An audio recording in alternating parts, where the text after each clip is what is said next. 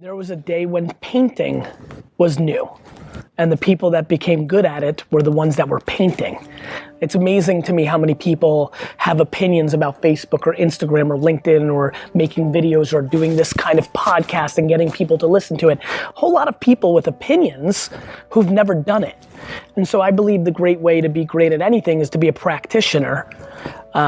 It's kind of, people ask me all the time, I make the analogy, you can read about push-ups, but if you want the results that push-ups give you, you have to do the push-ups. And I just think a lot of people with business, entrepreneurship, and specifically being a social media content creator or a modern media digital creator, read a lot, talk a lot, pontificate a lot, and don't do a lot. The way I figured out how to have my podcast, the way I figured out my YouTube show, the way I figured out everything I do is by doing. And you're gonna get some bumps and you're gonna make some mistakes. I think most people don't do because they're worried about what other people think. Well, I think we're all flawed, and that's the beauty of who you are.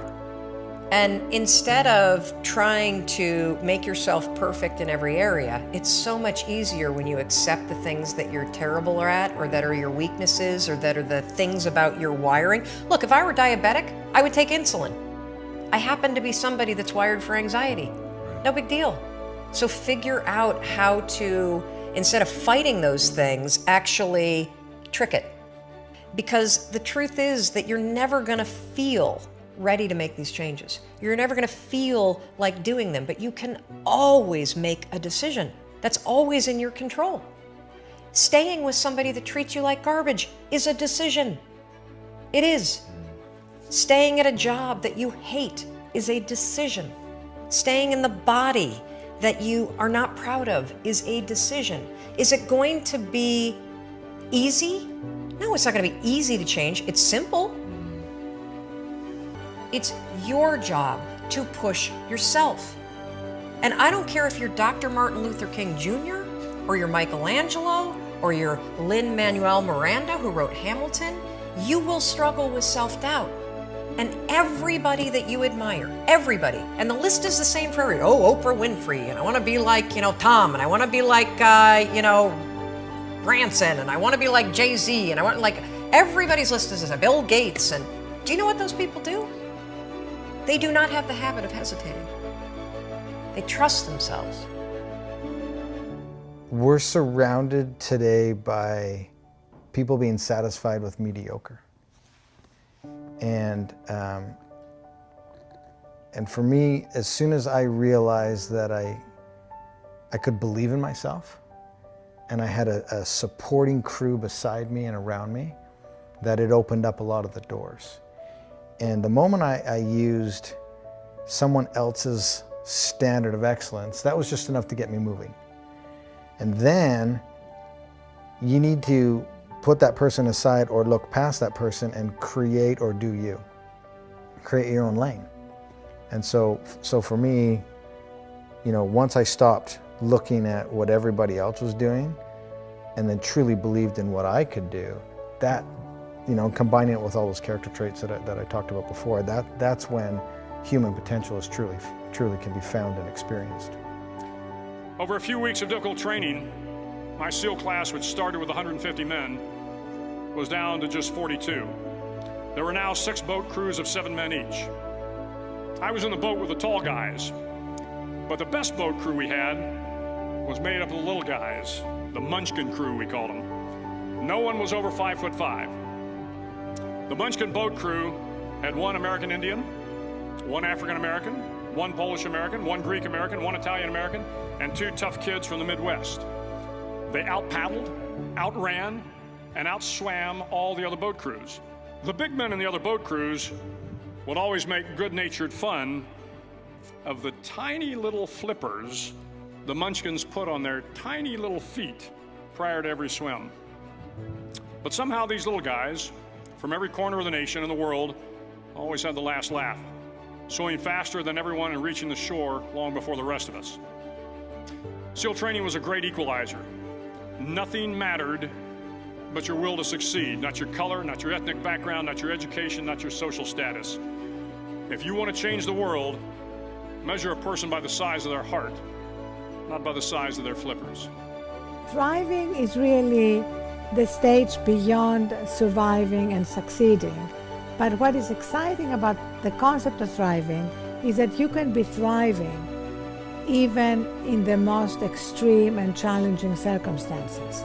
So it's not, as people think, that first of all you resolve all your problems, you become financially successful, and then you thrive. There is a place in us in which we are thriving independently of our circumstances. And that is really the key about thriving. It's not dependent on how our business is doing, on whether we got that next promotion, on whether our boyfriend asked us to marry them, or all the things that we normally identify success with. We're growing up in a Facebook, Instagram world. In other words, we're good at putting filters on things. We're good at showing people that life is amazing even though I'm depressed, right? And so everybody sounds tough, and everybody sounds like they got it all figured out. And the reality is there's very little toughness, and most people don't have it figured out. And so when the more senior people say, well, what should we do? They sound like, this is what you gotta do. And they have no clue. So you have an entire generation growing up with lower self-esteem than previous generations, right? Through no fault of their own, right? They were dealt a bad hand, right? Now let's add in technology. We know that engagement with social media and our cell phones releases a chemical called dopamine. That's why when you get a text, it feels good. So, you know, we've all had it where you're feeling a little bit down or feeling a bit lonely, and so you send out 10 texts to 10 friends, you know, hi, hi, hi, hi, hi. Because it feels good when you get a response, right? Right? It's why we count the likes, it's why we go back 10 times to see if my Instagram is growing slower, did I do something wrong? Do they not like me anymore, right? The trauma for young kids to be unfriended, right? Because we know when you get a hit of dopamine, which feels good. It's why we like it, it's why we keep going back to it. Dopamine is the exact same chemical that makes us feel good when we smoke, when we drink, and when we gamble. In other words, it's highly, highly addictive, right?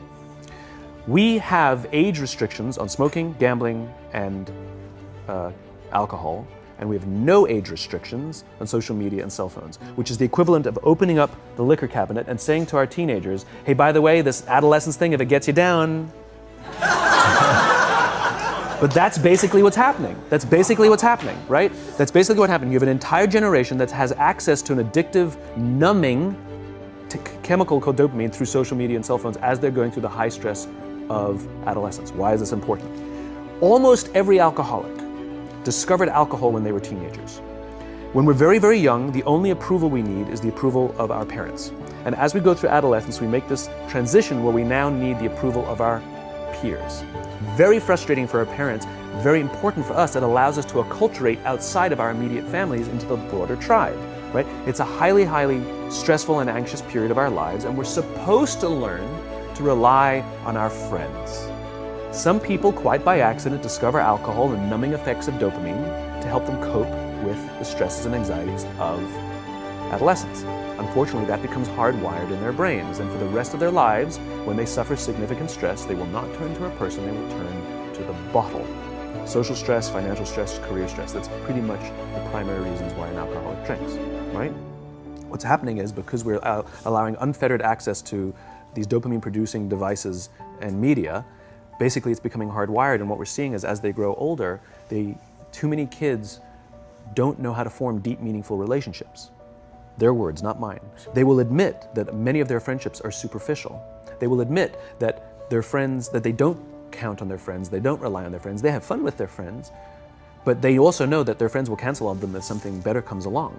Deep, meaningful relationships are not there because they never practice the skill set, and worse, they don't have the coping mechanisms to deal with stress. So when significant stress starts to show up in their lives, they're not turning to a person, they're turning to a device, they're turning to social media, they're turning to these things which offer temporary relief. We know, the science is clear, we know that people who spend more time on Facebook suffer higher rates of depression than people who spend less time on Facebook. Alcohol is not bad, too much alcohol is bad. Gambling is fun, too much gambling is dangerous, right? There's nothing wrong with social media and cell phones. It's the imbalance, right? If you're sitting at dinner with your friends and you're texting somebody who's not there,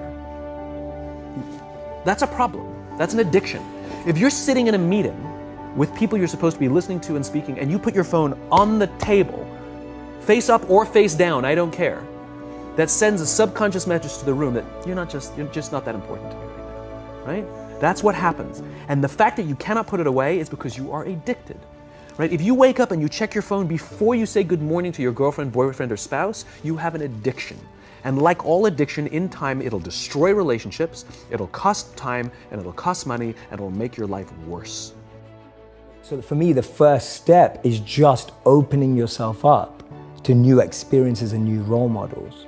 Because most of us can't see ourselves in people, so then we try and fit ourselves into the boxes that we do see. And I mean, there's this beautiful quote that I've been saying it everywhere, and I wish I wrote it, but I didn't. So it's by a philosopher and writer named Cooley. And he said that today, I'm not what I think I am. I'm not what you think I am. I am what I think you think I am. Right? And just let that blow your mind for a moment. It's so powerful. I'm not what I think I am. I'm not what you think I am. I am what I think you think I am. So we live in this perception of a perception of ourselves. Hence, my identity is made by what my parents think I should be. My identity is made up by what my college or university thinks I should achieve. While you're living in that bubble and that echo chamber, getting to what you really want to do is impossible, because maybe that just doesn't fit. And I think so many people feel that way today, that they don't fit into the current education system. They don't fit with the 3 or 4 or 5 careers that you're taught exist. So that process of self-excavation and actualization first requires being exposed. You can't be what you can't see. If I never meet a billionaire, I wouldn't want to be one, because I wouldn't know what that feels like. I don't know what it looks like. I don't know what it takes. And I think that's the biggest challenge of our society, that we're not exposed. So that's the first step, being exposed to unique experiences and role models. Second step is finding that experience or role model that you're passionate about, and exactly like you said, taking it seriously. Shadow them, network with them, spend time with them, observe them, even from afar. It takes that observation, being addicted to observing that person's lifestyle. And then the third step is going yes or no. Does that work for me? Not everyone who's going to go off and become a monk is going to feel like the way I did, and that's cool. But not everyone is going to go and follow and shadow a billionaire and go, that's exactly the lifestyle I want. They may want the result, but do they want the hard work that goes with it? And so for me, that's the third step. It's observing, focusing, shadowing, getting as close to the process of that individual, and then going yes or no. Do I want that process? Not do I want the result? So you have a generation growing up with lower self-esteem that doesn't have the coping mechanisms to deal with stress, right? Now you add in the sense of impatience, right? They've grown up in a world of instant gratification. You want to buy something, you go on Amazon, it arrives the next day. You want to watch a movie? Log on and watch a movie. You don't check movie times. You want to watch a TV show? Binge. You don't even have to wait week to week to week, right? I know people who skip seasons just so they can binge at the end of the season, right? Instant gratification. You want to go on a date? You don't even have to learn how to be like, hey. You don't even have to learn and practice that skill. You don't have to be the uncomfortable one who says yes when you mean no and says no when you mean no, but yes when you don't have to swipe right. Bang, I'm a stud. Right? You don't have to learn the social coping mechanisms, right? Everything you want, you can have instantaneously. Everything you want, instant gratification, except job satisfaction and strength of relationships. There ain't no app for that. They are slow, meandering, uncomfortable, messy processes. And so I keep meeting these wonderful, fantastic, idealistic, hardworking, smart kids. They've just graduated school. They're in their entry-level job. I sit down with them and I go, how's it going? They go, I think I'm gonna quit. I'm like, why? They're like, I'm not making an impact. I'm like, you've been here 8 months. You know? It's as if they're standing at the foot of a mountain and they have this abstract concept called impact that they want to have in the world, which is the summit. What they don't see is the mountain. I don't care if you go up the mountain quickly or slowly, but there's still a mountain. And so what this young generation needs to learn is patience. That some things that really, really matter, like love, or job fulfillment, joy, love of life, self-confidence, a skill set, any of these things, all of these things take time. Sometimes you can expedite pieces of it, but the overall journey is arduous and long and difficult. And if you don't ask for help and learn that skill set, you will fall off the mountain, or you will, the worst case scenario, and we're already seeing it, the worst case scenario is we're seeing an increase in suicide rates, we're seeing an increase in this generation, we're seeing an increase in accidental deaths due to drug overdoses, we're seeing more and more kids drop out of school or take leaves of absence due to depression. Unheard of. These are all, this is really bad. The best case scenario, those are all bad cases, right? The best case scenario is you'll have an entire population growing up and going through life and just never really finding joy. They'll never really find deep fulfillment in work or in life. They'll just waft through life and it'll be just, it's fine. How's your job? It's fine. The same as yesterday. How's your relationship? It's fine. Like that's the best case scenario, which leads me to the fourth point, which is environment, which is we're taking this amazing group of young, fantastic kids who were just dealt a bad hand. It's no fault of their own. And we put them in corporate environments that care more about the numbers than they do about the kids. And so we're thrusting to them in corporate environments, and the worst part about it is they think it's them. They blame themselves. They think it's them who can't deal. And so it makes it all worse. It's not. I'm here to tell them it's not them. It's the corporations, it's the corporate environments, it's the total lack of good leadership in our world today that is making them feel the way they do. They were dealt a bad hand, and I hate to say it, but it's the company's responsibility. Sucks to be you, like we have no choice, right? This is what we got, and I wish that society and their parents did a better job. They didn't. So we're getting them in our companies, and we now have to pick up the slack. We have to work extra hard to figure out the ways that we build their confidence. We have to work extra hard to find ways to teach them the social skills that they're missing out on. There should be no cell phones in conference rooms. None. Zero. And I don't mean the kind of like sitting outside waiting to text. I mean like when you're sitting and waiting for a meeting to start, this is what we all do. We all sit here and wait for the meeting to start. Meeting starting? Okay. And we start the meeting. No, that's not how relationships are formed. Remember we talked about it's the little things? Relationships are formed this way. We're waiting for a meeting to start and we go, how's your dad? I heard he was in the hospital. Oh, he's really good. Thanks for asking. He's actually at home now. Oh, I'm really glad. It was really amazing. I know, it was really scary for a while. That's how you form relationships. Hey, did you ever get that report done? Oh my God, no, I didn't. I'll help you out. Can I help you out with that? Really? That's how trust forms. Trust doesn't form at an event in a day. Even bad times don't form trust immediately. It's the slow, steady consistency. And we have to create mechanisms where we allow for those little innocuous interactions to happen. But when we allow cell phones in conference rooms, we just, okay, have the meeting. And then my favorite is like when there's a cell phone there and you go like this, you go. It rings and you go. I'm not gonna answer that. But, Mr. Magnanimous, you know? When you're out for dinner with your friends, like I do this with my friends. When we're going out for dinner and we're leaving together, we'll leave our cell phones at home. Who are we calling? Maybe one of us will bring a phone in case we need to call an Uber or take a picture of our meal. That goes without saying, come on. We'll take one phone.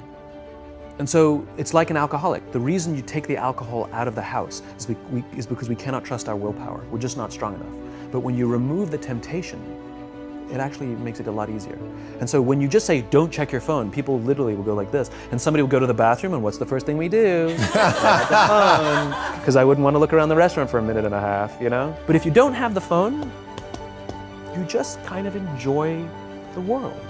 And that's where ideas happen. The constant engagement is not where you have innovation and ideas. Ideas happen when our minds wander and we go, and you see something, I think I could do that. That's called innovation. Right? But we're taking away all those little moments, right? You should not, and none of us should charge our phones by our beds. We should be charging our phones in the living rooms, right? Remove the temptation. You wake up in the middle of the night because you can't sleep, you won't check your phone, which makes it worse. But if it's in the living room, it's relaxed, it's fine. But it's my alarm clock. Buy an alarm clock. They cost $8, right? So my hope would be that we begin to live life as an incredible mystery and treasure, and that therefore, no matter what happens, we can approach each day that way. And for me, the key to that is approaching each day in a fresh way. It's like without carrying yesterday or last year or old resentments or angers. Of course, this is much harder to achieve than to talk about, but if we have that as a goal, then it affects very much the decisions we make